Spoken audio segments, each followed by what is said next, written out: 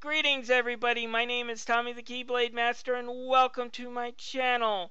Right now I've just read a bunch of the transcripts from today's Microsoft press conference. Unfortunately, I haven't been able to view it.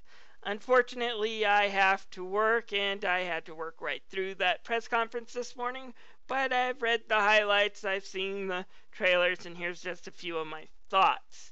Alright, first off, let's get into the two things that they've released that really excite me to own an Xbox One. First is that Rare collection. It's got 30 games that span Rare's history. Basically anything that's not licensed from Rare is on that collection. So basically anything that's not James Bond or Donkey Kong related is in that collection, and also no Beetlejuice, but then I think Rare wants us to forget about that game. I've never heard anything good about it, at least, and it was published by LJN, so you know the quality. But basically a lot of really great games are on that. We got the Jetpack games, which are fun. We've got Battletoads, which is uber hard and really fun. We've got a few of the N64 classics on there, and then we've got some of the Xbox 360 classics on there as well. The only thing I have to complain about, and I don't know, maybe Banjo Kazooie is on there, but I didn't see it in a lot of the trailers. It would stink if Banjo Kazooie didn't have Banjo Tooie, and then we had Nuts and Bolts. Banjo Tooie, I haven't played through all of it. It's a pretty good game. It's a little bit of a long collectathon. That's probably why I stopped playing it, but I don't remember playing it because I thought the game stank. Banjo Kazooie Nuts and Bolts, that I quit because, well, Banjo Kazooie Nuts and Bolts sucks nuts and bolts. It's not that great a game, and it would suck if Banjo Tooie didn't make the list, but Banjo Kazooie Nuts and Bolts did. But still, for $30 and a 10,000 gamer score, you could be hard pressed to do worse. This is basically the greatest collection I've seen since the Sonic Genesis collection released on the Xbox 360 several years ago. If you're into classic games, this is a collection to pick up. Second thing is the Microsoft Xbox 360 backwards compatibility with the Xbox One. This is a great thing, but I'm a little bit cynical about it. I'll tell you why.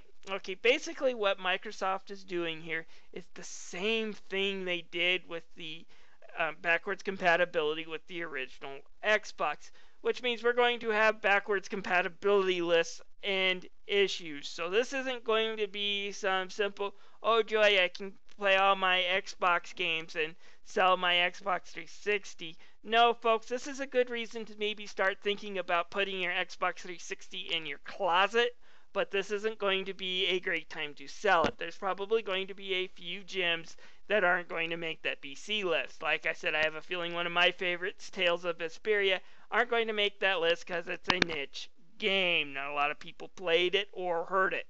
So, you know, I'm going to be keeping my Xbox 360 at least for the time being.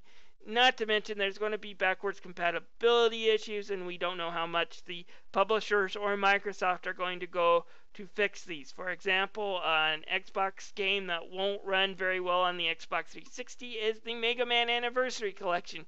Yes, it's on that list. It was one of the last ones added, but it wasn't really emulated all that well. Take a look at this. What you're seeing here is Mega Man 8 on that Mega Man Anniversary Collection. Do you notice any glitches? Anything small? Yeah, it's kind of messy looking. And to make matters worse, the extra features and videos added to that game don't work very well on the Xbox 360 either. It needed patched, but it came with the last update Microsoft did towards the PC. After that, they said forget it, and what we get is playing the Mega Man Anniversary Collection on the Xbox 360 is a waste of time.